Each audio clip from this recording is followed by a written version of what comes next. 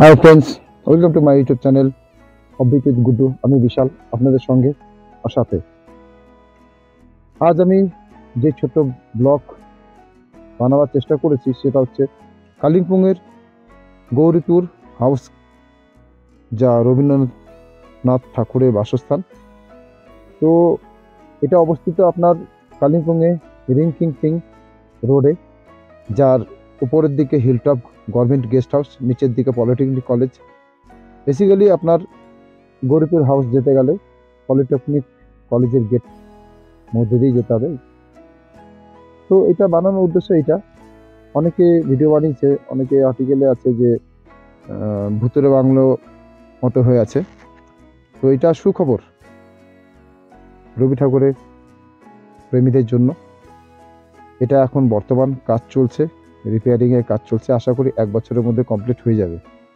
তো অনেক ঘাটা নাড়াচাড়া দেওয়ার পর আমি জানতে পারলাম এর হচ্ছে মূল যে প্রপার্টির যে অনার আছে সে হচ্ছে বাংলাদেশের ময়মনসিংহের শ্রী ব্রজেন্দ্র কিশোর রায় চৌধুরী।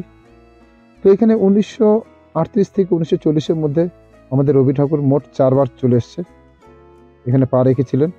তা ওনার 80তম জন্মদিন পালন করা হয় এখানেই 1940 সালে, যা আকাশবাণীর মাধ্যমে, টেলিফোনের মাধ্যমে উনি আবৃত্তি পাঠ করেছিলেন। তো আরও রবি ঠাকুরের কিছু কিছু স্মৃতি কথা, ওনার জীবনের কিছু অংশ এখানে জড়িয়ে আছে। তো আমরা সবাই জানতে চাই যে ওনার জীবনের সাথে আর কি কি জড়িয়ে আছে। এটা একটা টুরিস্ট প্লেস হিসেবেও মনে করতে পারেন। তো আশা করি যখনই আসবেন কালিম্পংয়ে চেষ্টা করবেন এই রবি ঠাকুরের এই বাংলোটা দর্শন করতে, যার নাম হচ্ছে গৌরীপুর হাউস। তো চলুন, আমার ছোট্ট একটা প্রচেষ্টা আপনাদের জন্য। যদি ভালো লাগে লাইক, কমেন্ট, সাবস্ক্রাইব অবশ্যই করে দেবেন। চলুন এগিয়ে যাই।